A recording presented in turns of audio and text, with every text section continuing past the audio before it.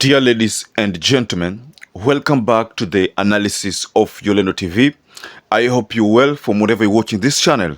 I'd like to start this session by appreciating you so much for making this channel grow.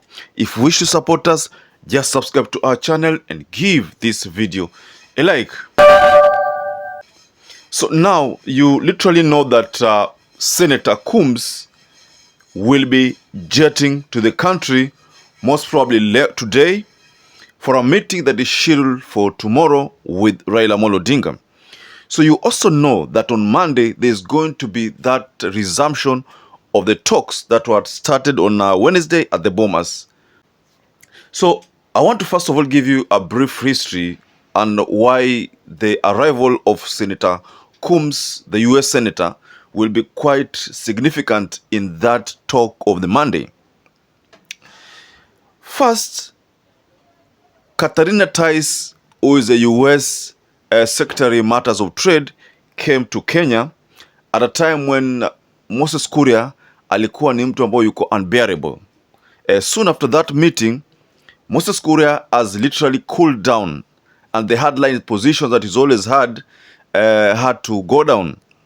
So the significant importance of the meeting between RAILA and US Senator COONS will bolster the talks that are supposed to be on Monday. Right now, the intention is to cool down this temperature that seems to be coming from the Kenya Kwanza. Mind you, the people within the Azimio factions have maintained that they need the talks, and the talks must border around what they put as their 5 agenda. Of course, the Kenya Kwanza have the first 5 agendas, but there is talks also that the Kenya Kwanza have rejected some of those agendas of the Azimio. So this arrival of Senator COONS will be quite significant to the successful nature of those talks. One of the reasons why Azimio are in that talk is because of the server, because of the high cost of living, and a number of other issues, including IEBC formation, that is the bipartisan formation of the IEBC. So I want to take you up to speed again with something regarding US Senator COONS. Sometimes ago there, you need to understand that he's the person who brokered the handshake between Uhuru and RAILA Odinga. According to a Saturday Nation, Delaware Senator Chris Andrew Combs is set to meet RAILA Odinga. He, that is RAILA, has a meeting with Senator COONS on Sunday. He is likely to jet in by Saturday for the scheduled meeting. So that is what a senior official within the opposition said.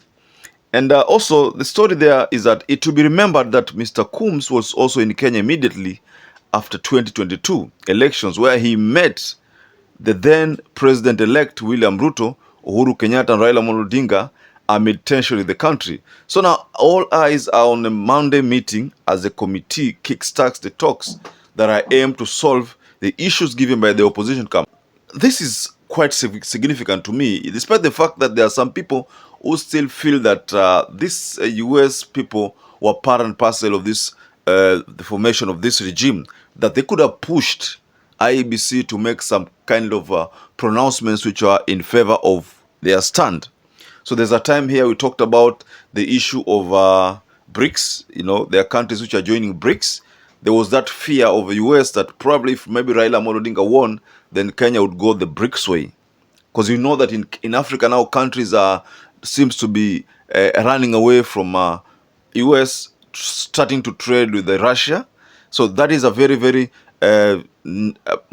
positive move to Africa in terms of their own, what we call, independency.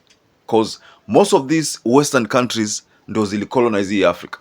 So most countries are going the Russia way and trying to run away from the colonizers. We talk about the post-colonial masters. So they're trying to run away from them. So we find that this meeting of the US Senator, to me, see, this is just my personal opinion, but I think it will ease in some tension. Because remember, the 5 days that William Ruto was in Mount Kenya, the talks there were not promising at all, because each and every person who came to the limelight was all about Raila, it was all about Uhuru. It was either Raila or Uhuru. No handshake, no Raila, no Uhuru. I mean, those are the kind of things which were being talked about in that Mount Kenya tour. In fact, the agenda of the Mount Kenya tour was just Raila. Top of the agenda was Raila, second Uhuru, third no handshake. Then there was relaunching of Uhuru project. That's what many people believe, that some of those projects which were being launched were projects which Uhuru Kenyatta had launched before. But we don't want to talk about that. Our focus is on U.S. Senator, Delaware U.S. Senator COONS, Andrew COONS, and why we think his coming to the country will be quite significant to the success of the Kenya Kwanza talks and the Azimio talks that are done at the Bomas. So, one of the most important agenda of that talks is a thorny issue, and that is the server opening. That is very thorny. And in fact, that is one thing that Raila Amolo Odinga is not ready to back down from. Not ready. The first issue there, again, the cost of living. Again, not ready. There is a time, my previous 3 videos ago, if you listen to them, where in that thumbnail of that video, there was hanger. I mean, the message there was hang yourself. I mean, we're not telling William to hang himself, but the message from the UDA politician Don Bosco back then was that this Finance Act will be like a rope to hang yourself. So the Finance Act, and in that, also that crisis, that statement, Don Bosco had said that ask yourself why Raila Amolo Odinga has not taken this issue to court. Why? That should tell you a lot. And also he's talked about why certain Azimio legislature skipped the session of voting. Why? So all these were indications that maybe there could have been a deliberate attempt to have this finance bill pass, so that because this finance bill is the rope that William Ruto will use to hang himself, so let it just pass so that it can be a thorny issue ambayo tutakuwa tunatumia kumpiga huyu mtu vita. So I think that I'm just trying to imagine. I'm not saying that you can take my word for that, but I'm just trying to imagine that maybe those could have been the reasons why the Finance Act had to pass, and maybe that's why Don Bosco believes that this is just any other rope that William Ruto can use to hang himself. So back to our talks of the bipartisan talk, and why we think Senator COONS' arrival here in Kenya and that meeting for tomorrow will be quite significant. So one of the things here we see in that talk is that probably maybe COONS will be trying to rain on Raila to do away with the issue of server. I'm just trying to imagine, because he knows that is something that they will not allow, because maybe it will expose certain issues. So the question here is, will Raila Amolo Odinga agree? If you ask me, I will tell you that he will not agree. No, he will not agree, because that is one thing that is hell-bent in making sure that inakuwa exposed, so that the system, the IEBC system, can be complete. Mind you, in any system process, the audit process must be there. Must be there. The system audit must be there, because that's the only way you know that the system is functioning as expected. So the arrival of Senator COONS today for that meeting of tomorrow ni kitu sisi kama wananchi ni macho tu. So we believe in macho tu. It's a wait and see kind of scenario.